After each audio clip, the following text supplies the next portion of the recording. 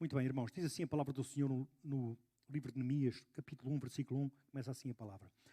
As palavras de Neemias, filho de Acalias, no mês de Quisleu, no ano 20º, estando eu na cidade de Susã, veio Anani, um dos meus irmãos, com alguns de Judá. Então lhes perguntei pelos judeus que escaparam, que não foram levados para o exílio e acerca de Jerusalém. Disseram-me, os restantes que não foram levados para o exílio e se achavam lá na província, estão em grande miséria e desprezo. Os muros de Jerusalém estão derribados e as suas portas queimadas. Tendo eu ouvido estas palavras, sentei-me e chorei e lamentei por alguns dias e estive jejuando e orando perante o Deus dos céus. E disse, Senhor, Deus dos céus, Deus grande e temível, que guardas a aliança e a misericórdia para com aqueles que te amam e guardam os teus mandamentos. Estejam, pois, atentos os teus ouvidos e os teus olhos abertos para acudir à oração do teu servo, que hoje faço à tua presença, dia e noite, pelos filhos de Israel, teus servos, e faço confissão pelos pecados dos filhos de Israel, os quais temos cometido contra ti, pois eu e a casa do meu pai temos pecado. Temos procedido todo corruptamente contra ti, não temos guardado os mandamentos, nem os estatutos, nem os juízos que ordenaste a Moisés, teu servo. Lembra-te da palavra que ordenaste a Moisés, teu servo, dizendo, se transgredires, eu vos espalharei por entre os povos, mas se vos converteres a mim, e guardares os meus mandamentos e os cumprires, então, ainda que os vossos rejeitados estejam pelas extremidades do céu, de lá os ajuntarei e os trarei para o lugar que tenho escolhido, para lhe fazer habitar o meu nome. Estes ainda são teus servos e o teu povo que resgataste com o teu grande poder e com a tua mão poderosa. Senhor, estejam, pois, atentos os teus ouvidos à oração do teu servo e à dos teus servos que se agradam de temer o teu nome.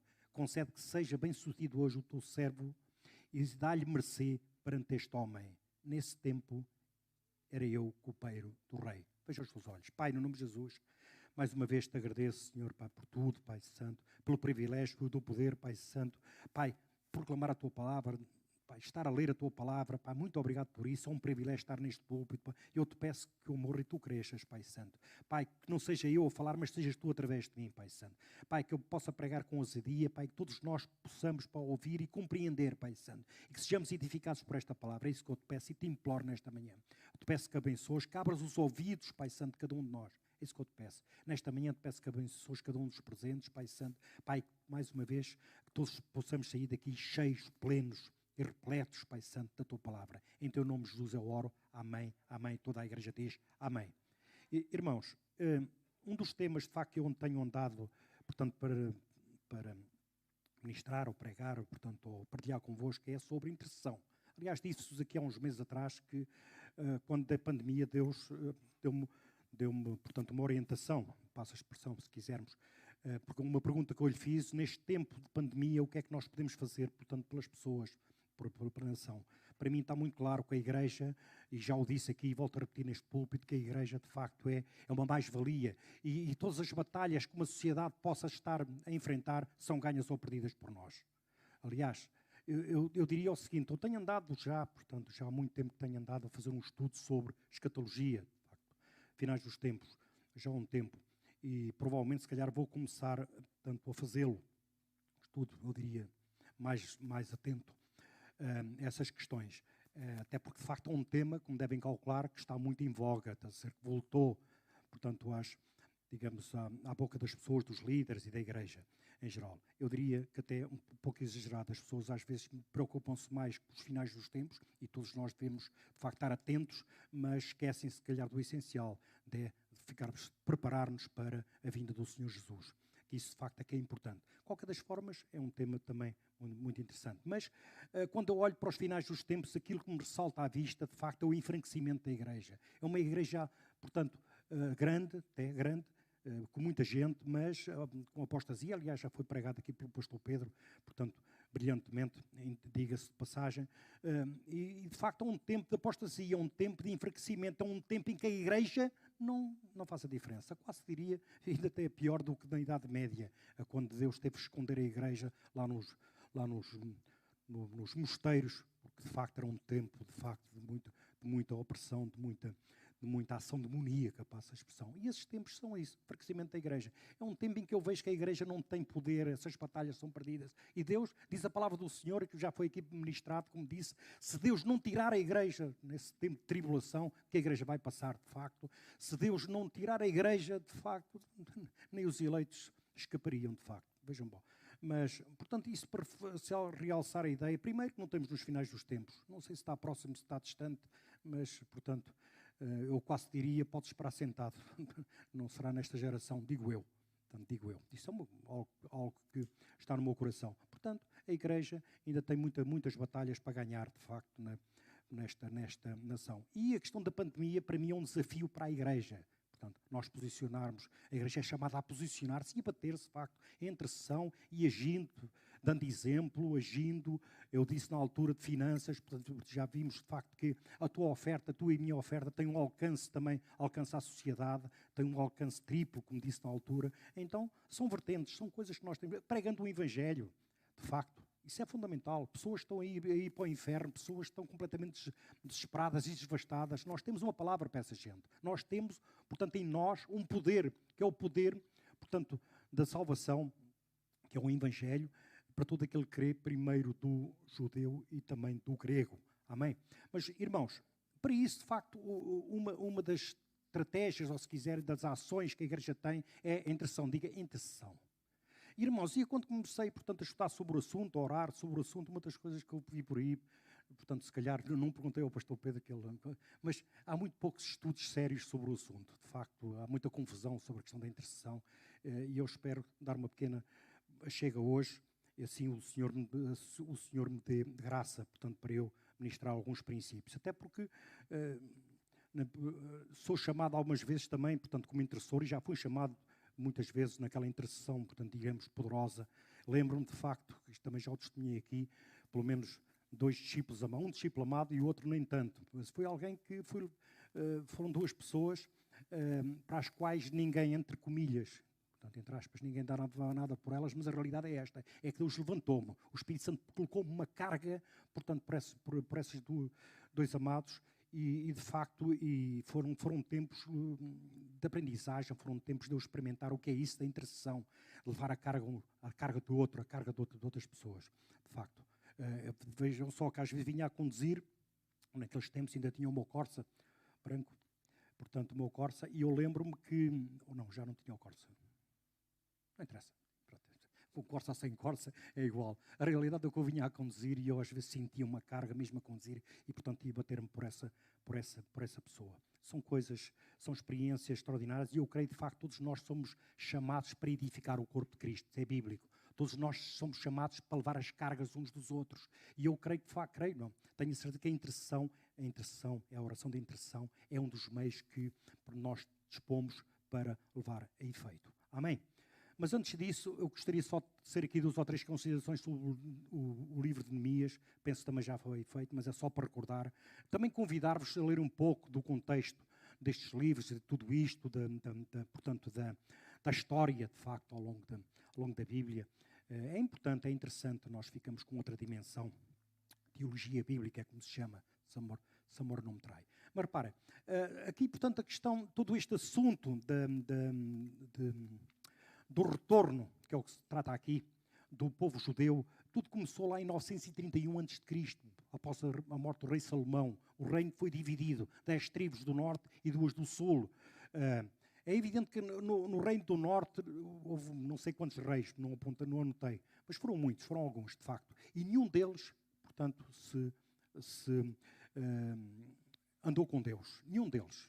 Foi sempre, portanto, sempre de costas voltadas, portanto, para o Criador. Tanto que assim é que em 722, depois de 200 anos mais tarde, Deus os exilou. Portanto, o rei da Assíria, portanto, invadiu, portanto, o rei do norte e levou, portanto, o rei do norte para exílio, 722 Cristo. E até hoje nunca mais retomaram. Nunca mais se ouviu falar, se quisermos, do reino do norte, no sentido como nação.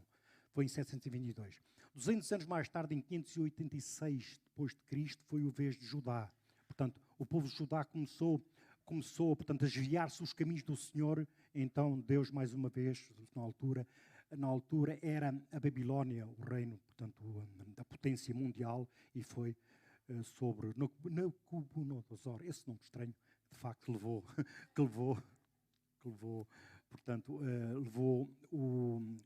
para o exílio o povo judeu.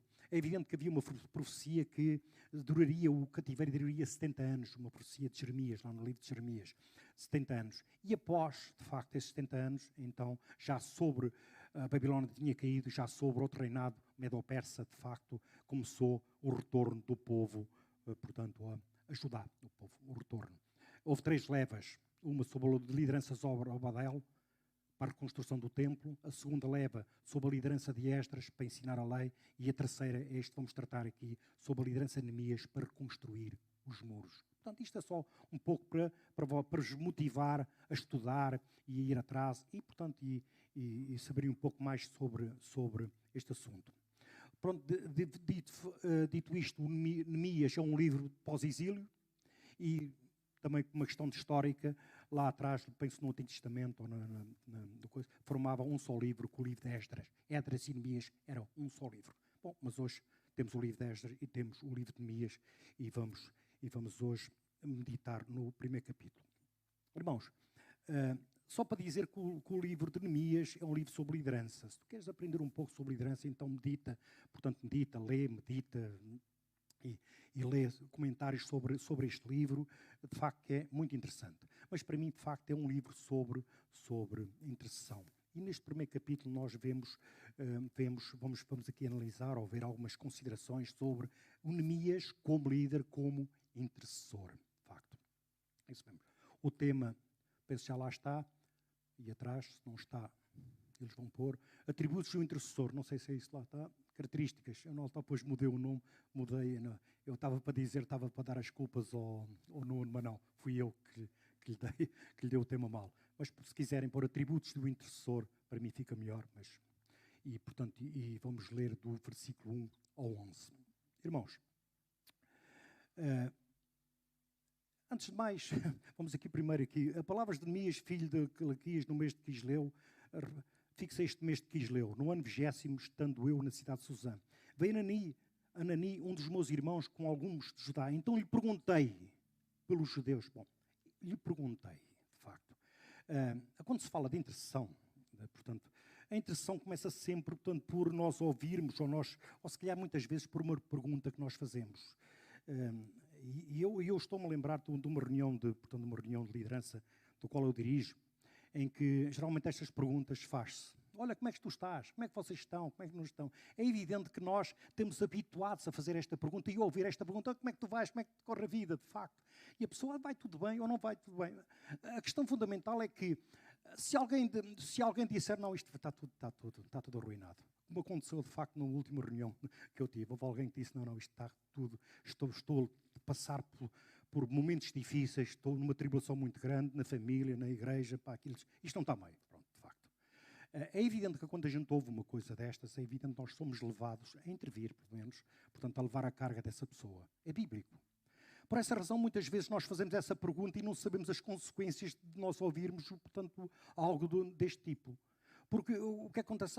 Isto está mal, o que é que a gente faz? Muitas vezes fugimos e nem sequer atendemos a essa, nem nos envolvemos, portanto, nessa demanda, vamos chamar assim. Porque se Deus te mostra uma situação sobre o irmão, então significa, de facto, que Ele quer que tu te envolvas. Portanto, tu ajudas a levar essa carga, tu te envolves com essa pessoa. Não sei se me estou a fazer entender. Quando tu perguntas, está tudo bem? Prepara-te para ouvir um não está tudo bem. E o que é que vais fazer em relação a essa informação? Essa é a grande questão. O que é que tu vais fazer com essa informação quando um irmão teu ou alguém diz, não está tudo bem? Certamente que essa pessoa, ou Deus, todos está à espera que tu te envolvas. Ponto, o que é que eu posso fazer? Eu posso orar por ti. E orar aqui não é propriamente só, portanto, uma oraçãozinha, estou lá, está tudo bem, Deus, posso intervir. Não, se calhar é que nós vamos aqui ver com Neemias, que de facto ele não só orou, mas também ele portanto, posicionou-se para se envolver na solução. Aliás, quando tu orares a Deus a pedir algo, prepara-te para te envolver na solução. Amém? Isso é um princípio básico, se quiseres, da oração. Se tu pedires algo a Deus, portanto, Deus vai dar uma solução. Diz a palavra, de facto. Vai dar uma solução para isso. Para esse problema que tu tens ou que outra pessoa tem. Mas prepara-te para te envolveres na solução desse problema. Aliás, o termo oração, como toda a gente gosta de lembrar, oração. Quando tu oras, implica uma ação, não é para tu ficares quieto. Amém? Portanto, de facto, Por essa razão é que Neemias, quando ele se dispôs, portanto, a consultar o Senhor para este problema, de facto, lhe veio parar à mão. Aliás, ele é que faz a pergunta. Como é que está Jerusalém? Ele é que se mete, se quisermos, na boca na botija, se quisermos. Porquê? Como é que está Jerusalém? Ele faz-lhe um relatório. Portanto, eu diria que a primeira característica que o intercessor tem, a primeira característica ou o primeiro atributo, se quiserem, é o intercessor é aquele que faz perguntas. É aquele que pergunta. Aquele que faz perguntas, portanto, no sentido portanto, da expectativa de se poder envolver, de facto, nessa solução. Neemias fez essa pergunta. E lhes perguntei pelos judeus que esperavam escapar e que não foram levados para o exílio acerca de Jerusalém. É evidente que aqui nós, e de facto, e Ananias, um irmão, penso que não sei se era irmão, penso que era irmão de sangue dele, mas se não for, era irmão portanto, de fé, se quisermos. De qualquer das formas, este amado faz-lhe um relatório completo, de facto, como é que estava Jerusalém. Ao ponto de nós, através desta palavra, nós sabemos duas coisas. Primeiro, havia dois grandes problemas, além da miséria com que aquele povo estava, miséria mesmo, de facto, havia dois fatores, se quisermos, que aquele povo não tinha. Uma delas era a segurança. Os muros, naquele tempo, as cidades e as nações eram moradas por uma questão de segurança. Não vejam Jericó, tinha aquelas muralhas altíssimas, só foram derribadas pelo poder de Deus. Foi Deus que as derribou. Mas, portanto, aquilo eram muralhas muito fortes e altas. Então, Jerusalém tinha os muros completamente... Portanto, não havia muros. Portanto, diz aqui, estão em grande miséria, os muros de Jerusalém estão derribados e as suas portas queimadas, de facto.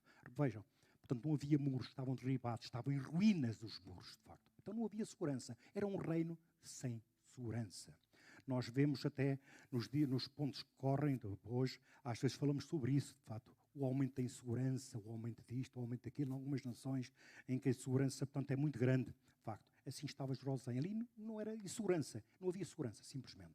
Outra coisa que não havia era justiça. Porquê? Porque naquele tempo os juízes, portanto, exerciam a sua função às portas da cidade. Era de facto ali nas portas da cidade que os juízes exerciam a sua função. Então não havia justiça. Porquê? Se não havia muros, portanto estava tudo queimado, não havia justiça porque não havia meios deles poderem, portanto, exercer. Portanto, havia três características apontadas neste relatório: miséria, falta de segurança e não haver justiça. Não havia justiça, portanto, não havia julgamento das causas. Tudo fazia o que queria e o que lhe dava na real gana. De facto, era um outro relatório completo. Então, o intercessor é aquele que, antes de intervir, antes sequer portanto, de avançar para esse chamado, sequer para essa demanda, é alguém que se inteira de tudo, concretamente, aquilo que se está a passar. Seja, neste caso concreto, de uma nação, seja de uma pessoa. Portanto, tu não ores por ninguém, não te envolvas em interceder por alguém, sem primeiro saberes em que terreno é que pisas. Tu tens de saber, portanto, teres um relatório alargado sobre aquilo que se está a passar. Essas orações, portanto, genéricas do tipo, se eu vou abusar, isso não funciona, de facto. Tu, para exerceres esse chamado de intercessão, tu tens que saber, naquele caso concreto, portanto, a demanda. Nessa reunião, de facto, houve alguém que, como disse, que, portanto, disse, não, isto não está bem. A resposta à pergunta, está tudo bem? Não, não está tudo bem. Portanto, e a pessoa disse, tenho problemas na igreja, tenho problemas na família, tenho problemas, portanto, nas finanças, tenho problemas, enfim, está tudo, na saúde, um filho doente, coisas assim, desse tipo. E eu, é claro, de facto, esperei, com bom formato, que alguém se levantasse, portanto, e fosse... Aliás, portanto, se alguém se levantasse e tomasse em demanda, portanto, aquela causa. Como ninguém se levantou, lá tive que ultrapassar a minha flamatice e envolver meu. Portanto, é evidente. É evidente que a primeira coisa que eu fiz foi, portanto, pedir um relatório de qual era a situação. E, de facto, pronto, e depois, a partir daí, seguiu. Mas isso já é outro caso. Ou seja, de facto, a consciência de ter saber portanto, em que terreno tu pisas. É fundamental, tu como intercessor. Repara, mais uma vez eu repito, todos nós somos chamados para interceder, todos nós somos chamados para levar as cargas uns dos outros. Eu diria que este é um chamado para toda a igreja. Amém? Muito bem. Portanto, é bom, de facto, saberes com que linhas é que tu, portanto, aliás, em terreno é que tu pisas, quer desenvolver, portanto, a intercessão. É evidente que hoje não vamos esgotar, não vou esgotar até porque não há tempo e pronto, e também seria algo, isto é mais uma palavra de ensino, seria algo muito extenso, mas se Deus assim o permitir, portanto, terminarei portanto, ou avançarei. Mas acho que hoje já vamos chegar a algumas conclusões. Portanto, à guisa de introdução, o intercessor é aquele que faz perguntas. Primeiro, diga, faz perguntas. E portanto, faz perguntas e também envolve, e está disposto a envolver-se, de facto, na solução do problema, em levar a carga do outro. Portanto, o intercessor é aquele que obtém um relatório, digamos, apurado, sistemático, preciso sobre a situação. Não se vai avançar sem saber, de facto, o que se passa na situação. Então, após isto, esta introdução, queria aqui dizer, um intercessor é alguém que se levanta diante do trono de Deus a favor de outro. Gosto desta definição. Um intercessor é alguém que se levanta diante do trono de Deus a favor de outro. E para isso vamos então aqui, à luz deste texto, vamos acompanhar comigo aqui algumas características de um intercessor. Eu, para ser verdade, segui muito de perto um estudo que apanhei de um líder muito, muito conceituado, que eu gosto imenso. É evidente que, a meio do estudo, Deus falou-me outra coisa e enverdei, mas, no geral, portanto, vou seguir esse estudo, porque é muito interessante aquilo que vamos. Primeiro, lá no versículo 4 diz assim a palavra do Senhor. Estão comigo? Vamos caminhar? Então orem por mim para que isto corra bem. Tendo ouvido estas palavras, sentei-me e chorei, lamentei por alguns dias e estive jejuando e orando perante o Deus dos céus. A primeira coisa, de facto, é que um intercessor sente o fardo, a carga dos outros. Por isso é que eu comecei aquele testemunho, tenho sempre na minha mente esses dois amados. É evidente que já intercedi, graças a Deus, portanto, por muita gente. Portanto, é algo, de facto, que tenho sido chamado e peço ao Senhor para ser chamado, de facto, portanto, penso que, aliás, portanto, uma compaixão, um amor pelo próximo também é, e cumprir o chamado, edificar o corpo de Cristo, portanto, é algo que está comigo e eu peço ao Senhor para ser usado, para que me use nessas demandas. Porque, na realidade, aquilo que o Espírito do Senhor colocou no meu coração foi este fardo que eu tinha para essas pessoas. O fardo, mas era uma coisa muito intensa. E eu diria, aquilo era de tal maneira intenso que eu diria, isto não pode vir de mim. Porque eu sou egoísta, eu sou pecador. E, portanto, o meu amor, o amor de Cristo, portanto, apesar de facto todos nós temos o amor de Cristo em nós, mas ele está atrupado, porque nós olhamos mais para nós do que para os outros, de facto. Portanto, e então aquilo ali só podia ser, aquela carga só podia vir de Deus. Aliás, em São Tomé e Príncipe também tive outra experiência espetacular nessa área, em que o Espírito do Senhor coloca uma carga pela pessoa. E enquanto aquilo não estiver resolvido, enquanto Deus não der, portanto, uma ação, tiver uma ação sobre aquilo, essa carga continua. E tu vais clamando, portanto, pela pessoa, vais clamando por ela. E está sujeito a fazer o que é que Deus te manda. Seja aconselhamento, seja ajuda, seja o que for. Tu fazes tudo para que a pessoa saia daquela situação. É uma carga, é uma coisa extraordinária. De facto, mas é uma experiência interessante. Eu diria, portanto, é uma experiência boa, apesar da dor, porque dói. Portanto, intercessor é aquele que sente. Repara, uma pessoa indiferente, daí os fleumáticos têm essa coisa. Uma pessoa indiferente não pode ser um intercessor. Uma pessoa egoísta não pode ser um intercessor. Um intercessor é aquele, portanto, que leva a causa dos outros. Que olha só para a causa dos outros. Se interessa-se dele e só olha para os outros. Isso é um intercessor. Isso é um intercessor. Às vezes nós, portanto, aqui há uns anos acompanhei, portanto, um casal que correu mal a coisa. Acho que a intercessão não deu lá muito resultado. Mas foi levado. Mas uma das coisas que eu na altura constatei em relação ao casal, o casamento do casal que estava de pantanas. Estava de pantanas ao ponto que resultou em separação. Mas houve uma coisa que a mim mexia comigo. É que nenhum dos dois se batia pelo casamento. Não conseguia levantar um intercessor ali nos dois. Ninguém sentia a carga do outro. O que é espantoso, aquilo para mim foi quase... Infelizmente, nós alguns problemas de casais, é isso que nós constatamos. De facto, ninguém, portanto, sente a carga do outro, ninguém se bate, ninguém se levanta como intercessor. Portanto, as pessoas geralmente, por seu egoísmo, só olham para elas. Infelizmente é assim. Infelizmente é assim. Mas o intercessor não é assim. O intercessor, diga, é aquele que sente o fardo, as causas. O intercessor torna-se responsável pelo problema do outro quando toma conhecimento da sua causa. Foi o que eu disse lá atrás. O intercessor torna-se responsável pelo outro quando toma conhecimento da sua causa. Mais uma vez eu repito, cuidado quando faz essa pergunta. Está tudo bem contigo, irmão? Está tudo bem contigo? Portanto, é que às vezes, geralmente a pessoa tem vergonha, sei lá porquê, porque a pessoa, não, está tudo bem, até mente. Até mente. Estás a ver?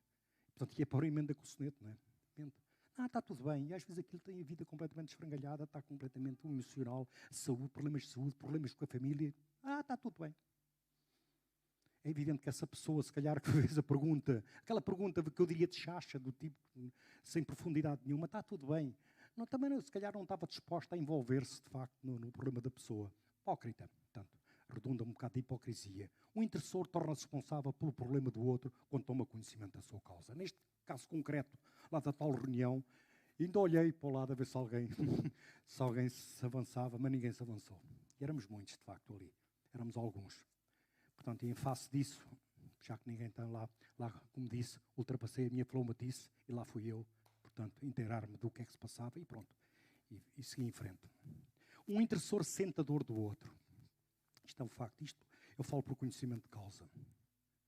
O intercessor identifica-se com a pessoa.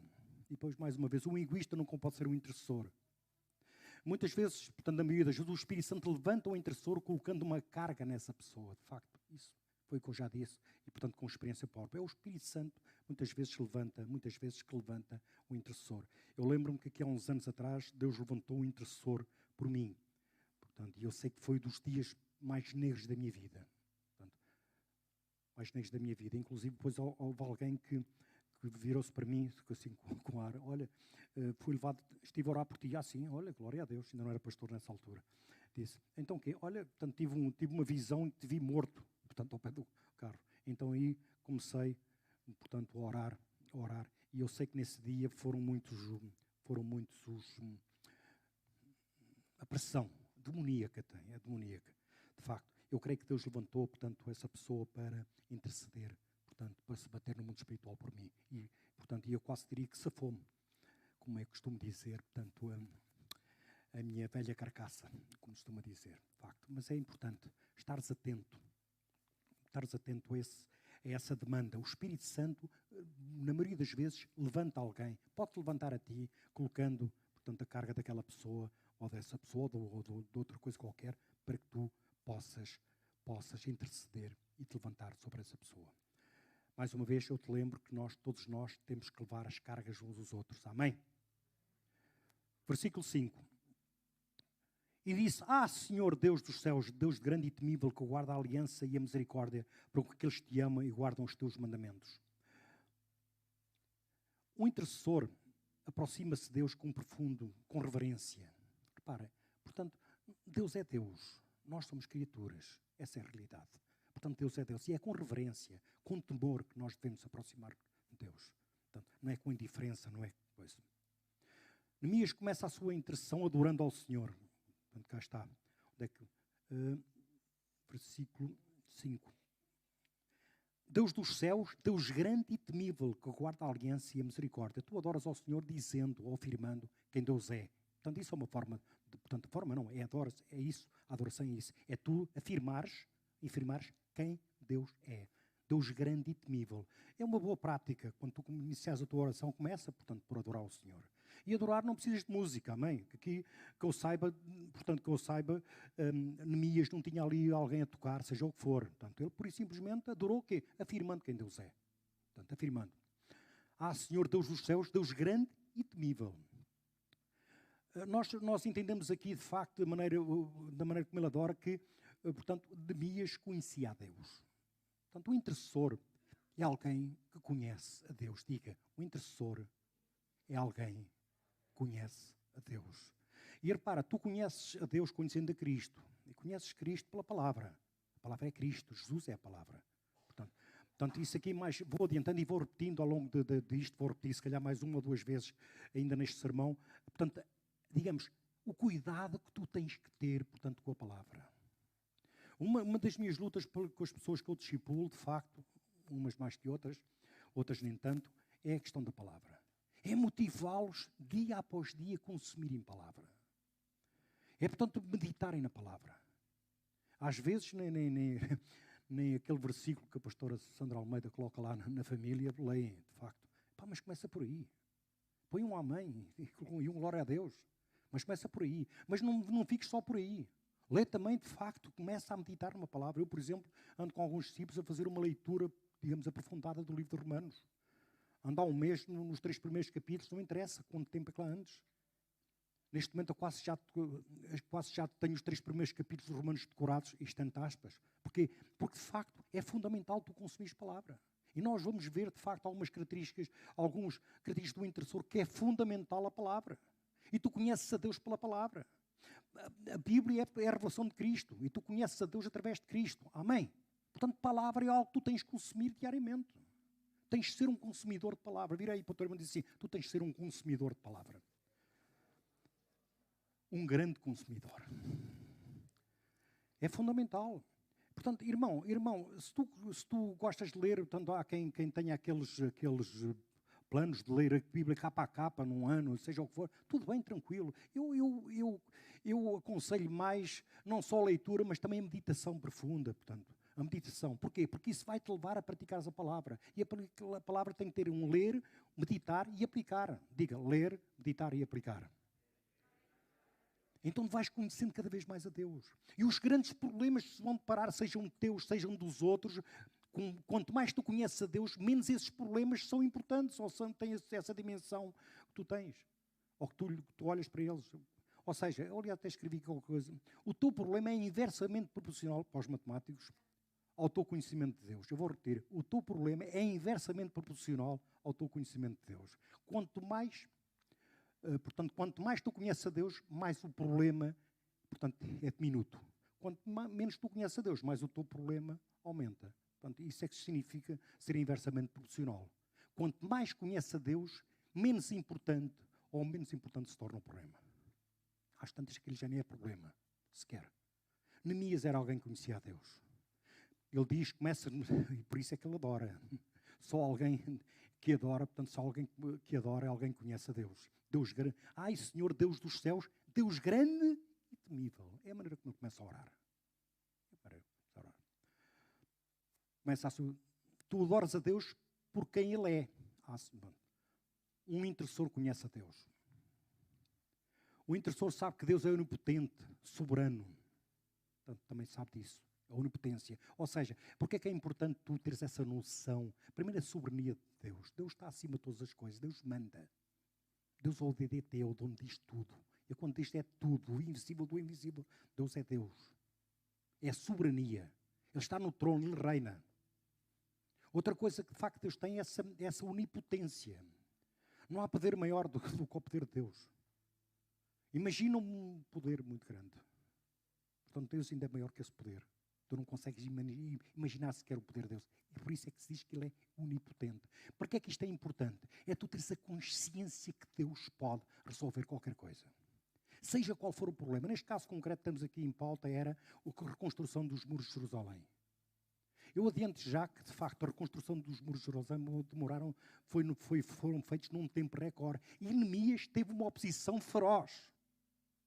Fala-se de um tal Tobias e mais outro, que era mais um arábio. Portanto, era a oposição, eram os samaritanos na altura que não queriam, de facto, portanto, que os muros fossem levantados. Que Judá fosse reedificada, não queriam. Era uma questão política, era uma questão até de inveja. Não queriam, ele foi uma oposição feroz que ele enfrentou. No entanto, eles foram levantados num tempo recorde, em 52 dias. Reparem.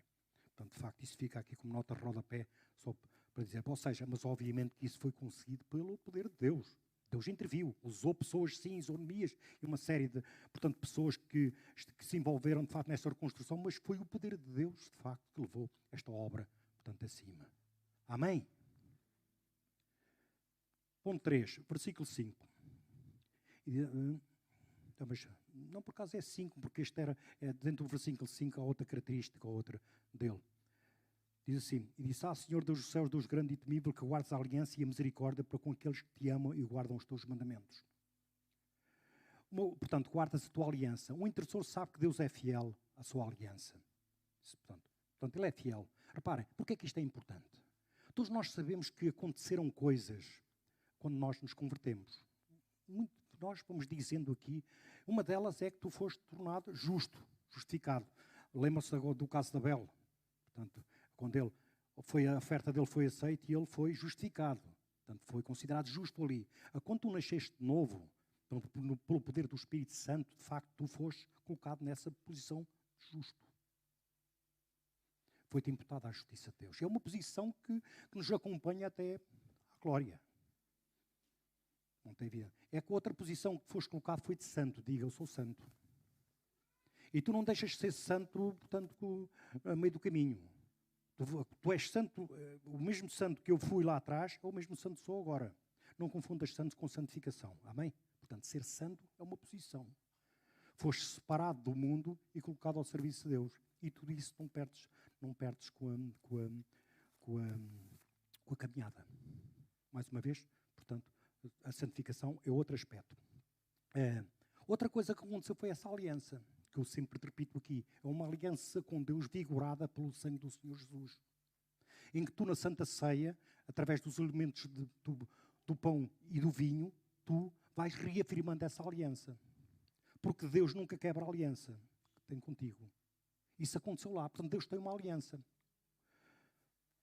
Estabeleceu uma aliança eterna connosco. Nós somos o seu povo e Ele é o nosso Deus. Está escrito. Deus promete-nos guardar, conduzir em triunfo e nos receber em glória. Também está escrito. São promessas de Deus. São promessas debaixo dessa aliança. E nessa aliança também diz tudo o que é meu é dele e tudo dele é meu. É uma aliança eterna. E de facto, portanto, é isso que Neemias está aqui a dizer. Senhor Deus grande e temível, que guardas a aliança e a misericórdia para com aqueles que te amam e guardam os teus mandamentos. Essa consciência. O intercessor conhece isso. O intercessor tem plena convicção, certeza da aliança, portanto, que o povo dele tem com Deus. E essa aliança é extensível a cada um de nós. Todos nós que nascemos novo. Amém? Amém. Então, ponto 1, vamos lá. Um intercessor sente o fardo de outro. Primeiro, segundo, o intercessor conhece a Deus e o intercessor sabe que Deus é fiel à sua aliança. 4. Versículo 6. Agora sim, o que é que tinha dito? Versículo 6. Estou, pois, atentos os teus ouvidos e os teus olhos abertos para acudires à oração do teu servo, que hoje faço à tua presença. Dia e noite pelos filhos de Israel, teus servos. Faço confissão pelos pecados de Israel, os quais temos cometido contra ti, pois eu e a casa do meu pai temos pecado. Irmãos, há uma coisa que é importante de facto aqui. Quando nós somos levados na intercessão, uma das coisas que é fundamental é não desistirmos. Muitas vezes nós começamos e não acabamos. Portanto, o tempo vai passando, não há melhorias, não acontece nada, o problema não é resolvido e, portanto, nós acabamos por desistir e acabamos por isso. De facto, o intercessor não desiste. O intercessor persiste. Diga assim, o intercessor não desiste. O intercessor persiste. Até calha em verso e tudo. Estou poeta, estou bem, não é? Muito bem.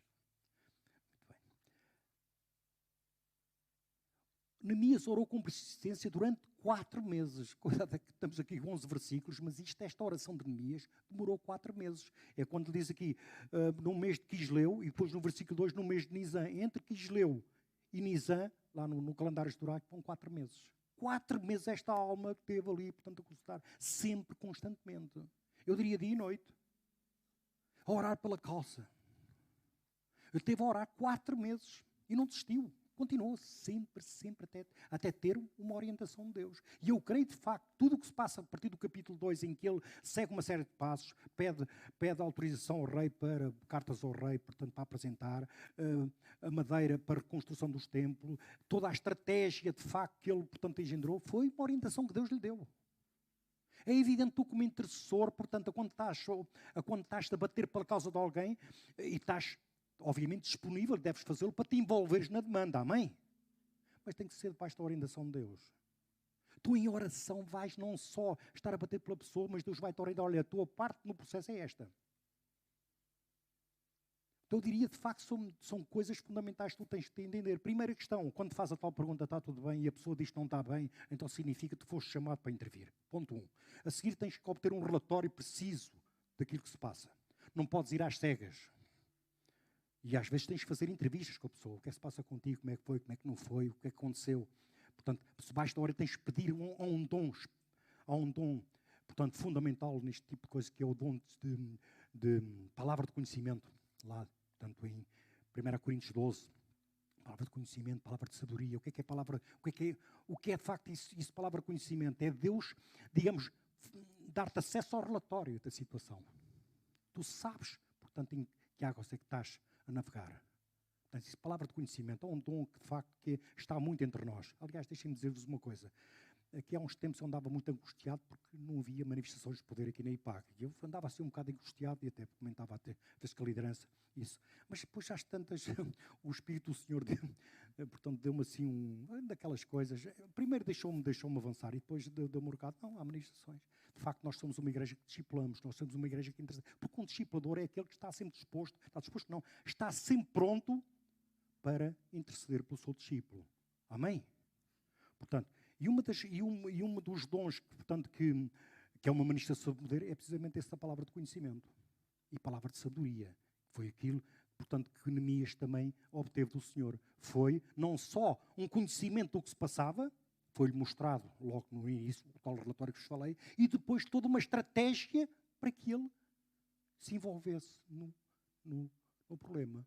Palavra de conhecimento, palavra de sabedoria, são duas manifestações, poder, de facto, e que na nossa igreja, pelo menos, e não só, que é essa manifestação, na nossa igreja, por uma questão até de chamado, para o discipulado, portanto, para isso, de facto, é muito usado nos aconselhamentos, tudo isso. Portanto, de facto, são dons, são manifestações de poder que acontecem com muita frequência dentro da nossa igreja. É evidente que não são coisas espetaculares. Portanto, é mais espetacular vir alguém numa cadeira de rodas e, portanto, a gente ora e a pessoa aos saltos. Pronto, que um dia vamos orar para que possa acontecer entre nós. Mas, de facto... mas deixem-me dizer que nas cartas paulinas, de facto, Paulo só fala em manifestações de poder e é até para corrigir um problema da igreja lá em Coríntios. No resto eu não vejo assim grandes reparos. Se calhar era normal haver. Amém? O intercessor não desiste, persiste, já o disse. Não desistas até teres uma resposta de Deus. Tu deves importunar Deus, levar a causa da pessoa. Portanto, isso de facto é fundamental. O intercessor importuna. Ali o ponto 4 é, o intercessor é alguém que importuna Deus. E Deus gosta que nós o chateemos. Deus gosta de ser importunado por nós.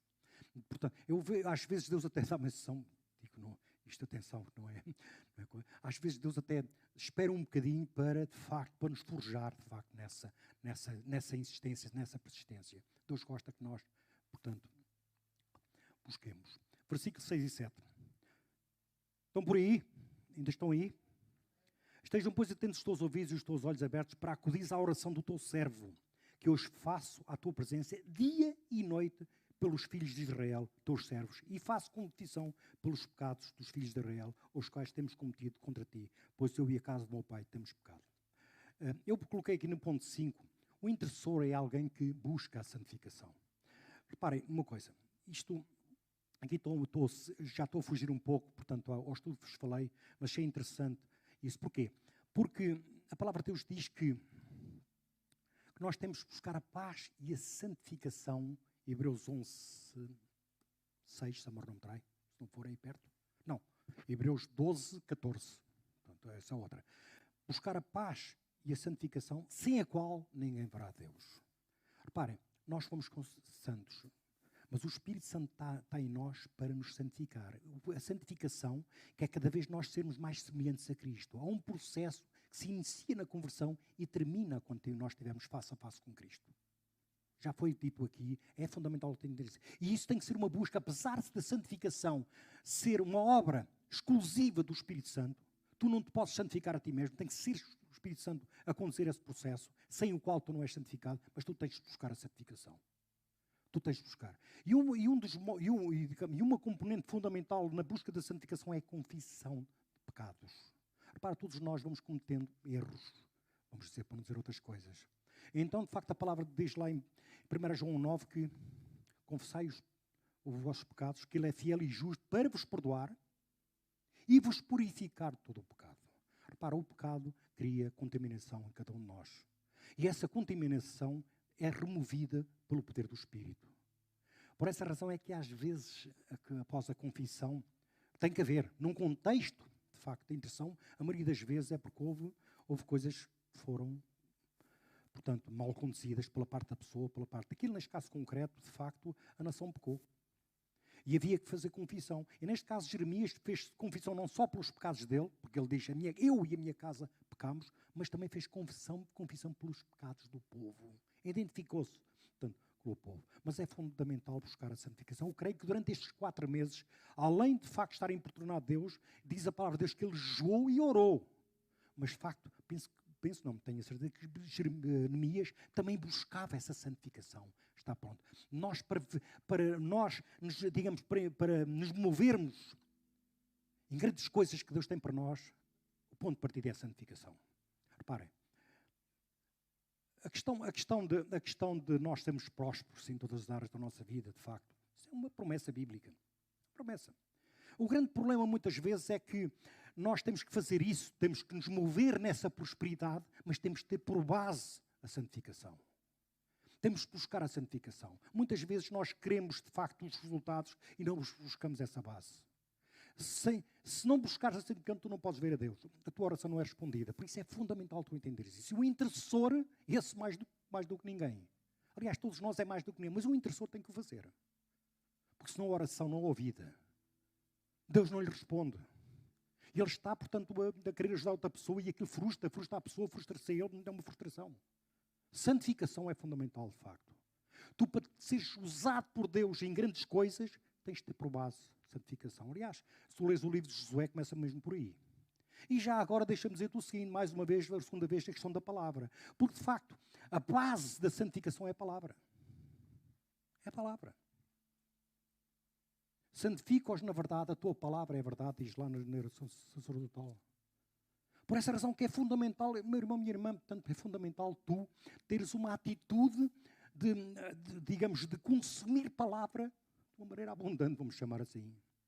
Mas não é só consumir, é também praticar.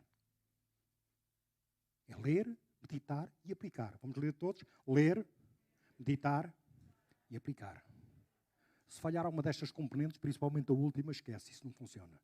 Portanto, é fundamental. Então, o teu processo de santificação, porque diz a palavra que, aliás, a fé, que é outro elemento também de santificação, que é a fé, diz que a fé vem pelo ouvir e ouvir da palavra de Deus. Amém?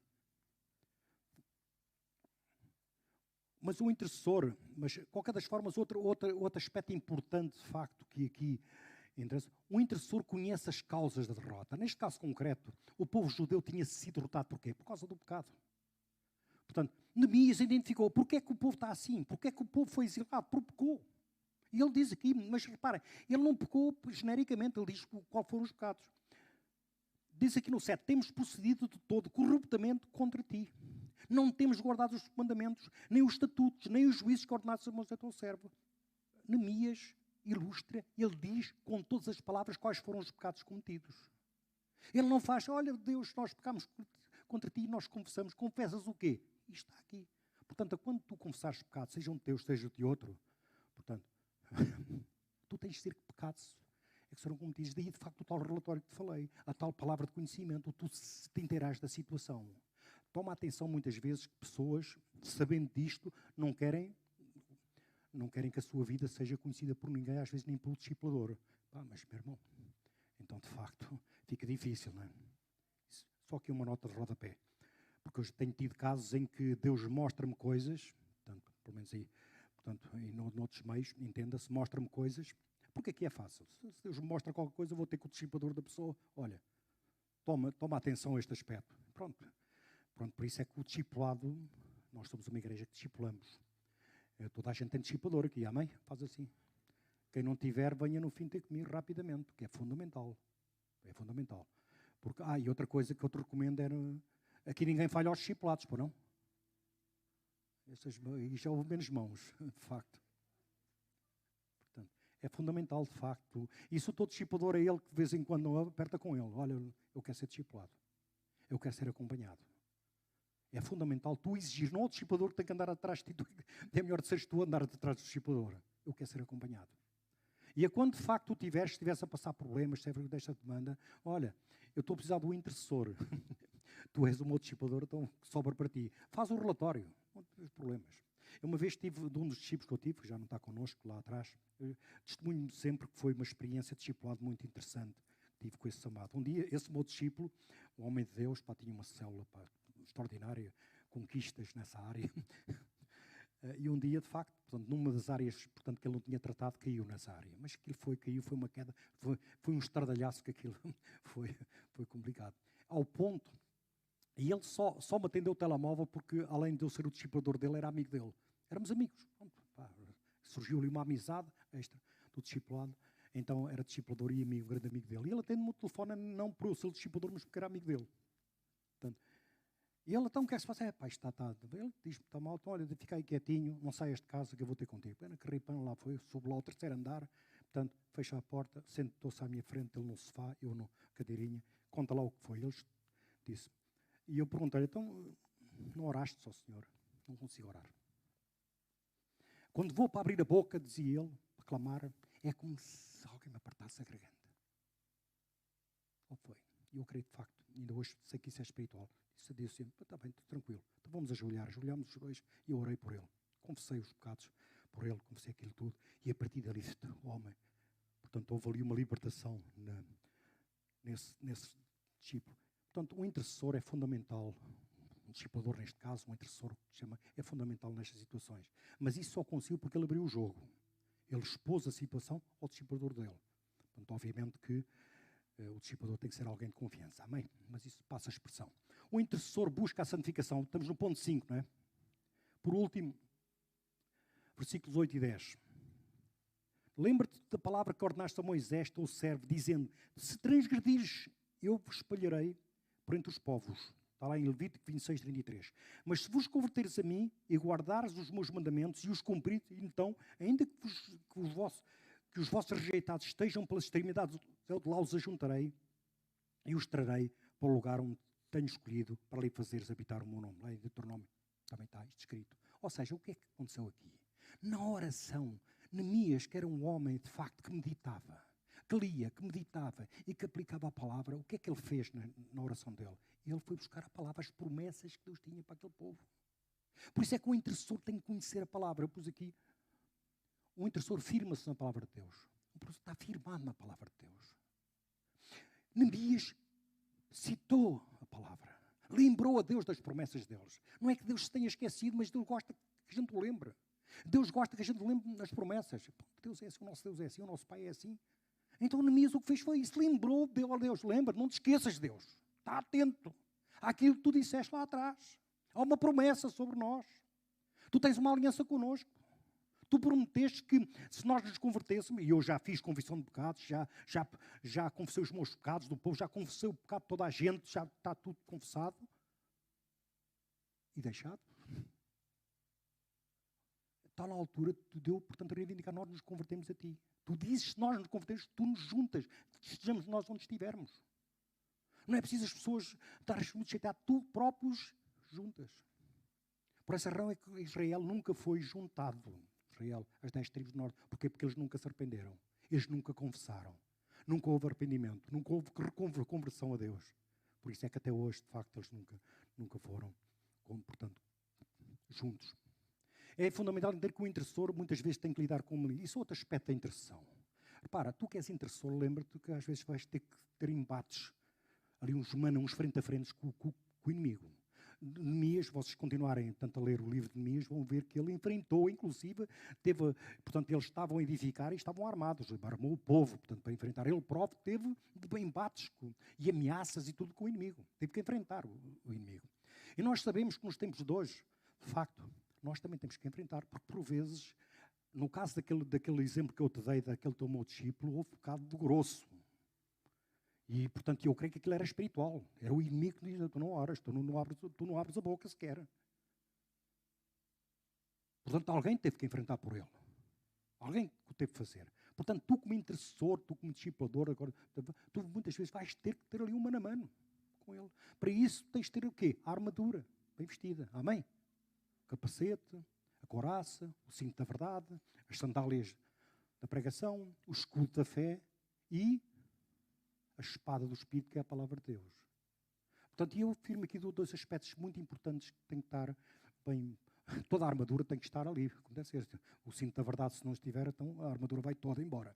Mas há um aspecto que é. Há duas componentes da armadura, uma defensiva, que é o escudo da fé, e outro, portanto, a palavra. Portanto, a palavra de Deus, a palavra do Espírito, de facto. A palavra é palavra.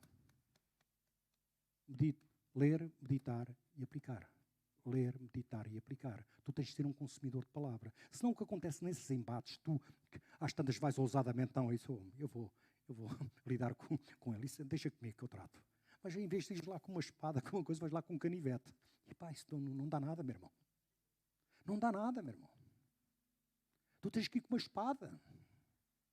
Mas toma atenção a outro aspecto. Porque é que eu te falo no aplicar? Tu até podes ter uma grande espada, mas se não souberes aplicá-la, fica difícil. Estás a saber? Fica difícil. Portanto, para aquela pessoa que não está treinado, portanto, na questão da palavra. Outro aspecto importante é o escudo da fé. Ora, a fé, nós sabemos, a fé vem pelo ouvir e ouvir da palavra de Deus. Daí, mais uma vez, a palavra ser algo fundamental. Seres um consumidor de palavra. Palavra e oração têm que andar juntas.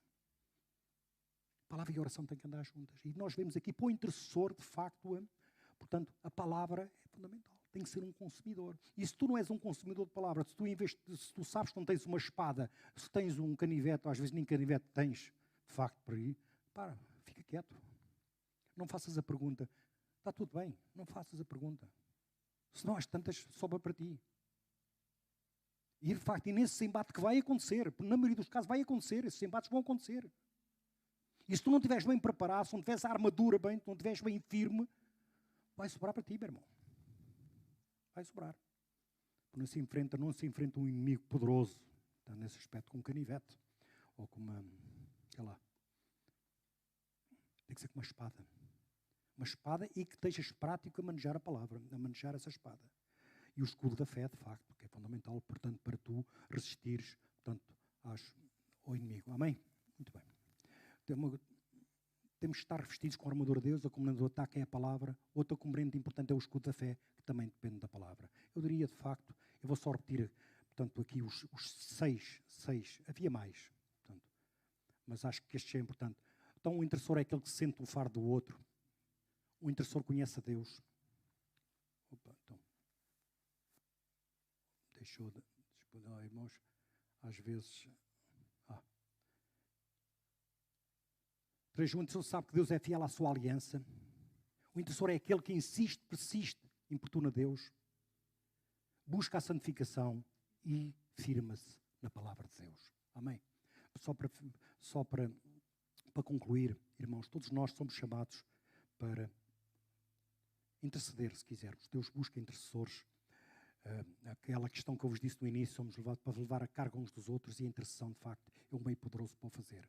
Mas também há uma coisa que nós sabemos, é que Deus levanta pessoas, portanto, para nos ajudar, para nos encaminhar, mesmo naquelas alturas em que nós estamos em baixo, há sempre alguém que Deus levanta para te acudir. Isso é uma promessa. Por isso, meu irmão, mantém-te firme na fé, mantém-te firme na tua igreja, nunca te desvies, nem para a esquerda nem para a direita, e mantém-te por aqui. Se não és discipulado, exige teres um discipulador. Não falhes aos discipulados, não falhes aos cultos. Repara, a questão da palavra, de facto, o ouvir da palavra é fundamental para a tua fé, para a tua santificação. Portanto, às vezes fico um bocado admirado por pessoas, portanto, descuram, portanto, a questão da palavra, a pregação. E a pregação aqui no púlpito. Reparem, Deus tem uma palavra, tem uma orientação para cada igreja. Não vale a pena ir para o YouTube à procura de seja do que for. É aqui, é neste púlpito, de facto. É neste púlpito que tu ouves e, portanto, Portanto, e tens a orientação de Deus para esta igreja. Repara, 7 cartas escreveu Jesus àquelas igrejas da Ásia e não escreveu nenhuma igual. Nenhuma. Portanto, a palavra que Deus tem para esta igreja é uma palavra diferente, de facto, de para outra. Portanto, não descures este aspecto fundamental que é ouvir a palavra do Senhor. Ouvir a palavra. E medita. O estudo de células geralmente é feito, como tu sabes, de acordo com o sermão, para quê? Para a coisa ficar mais enraizada, mais firme, mais dentro de ti, para ser edificado na palavra. Também não faltes à tua célula. Não faltes. Ao discipulado. São componentes que nós temos para que tu possas ter uma caminhada segura rumo, portanto, ao céu, àquele tempo em que nós temos lá. Há uma palavra lá em Daniel que fala sobre os finais dos tempos e diz que naquele tempo de muitos, portanto, muitos vão levar pancada, vamos chamar assim, para serem purificados. Pense lá. E, portanto, Daniel 11, 30 e qualquer coisa, 30, a partir do 32, tu vês lá essa passagem. Muitos vão passar, dentro da tribulação, muitos vão passar para que sejam purificados e branqueados, como diz a palavra, de facto. Por vezes, portanto, a maneira que Deus tem de nos branquear, se quisermos, é essa. E, portanto, é isso. Mas, irmão, porquê? Porque a pessoa, por qualquer motivo, deixou de buscar. Amém? Então fica de pé no teu lugar. Vamos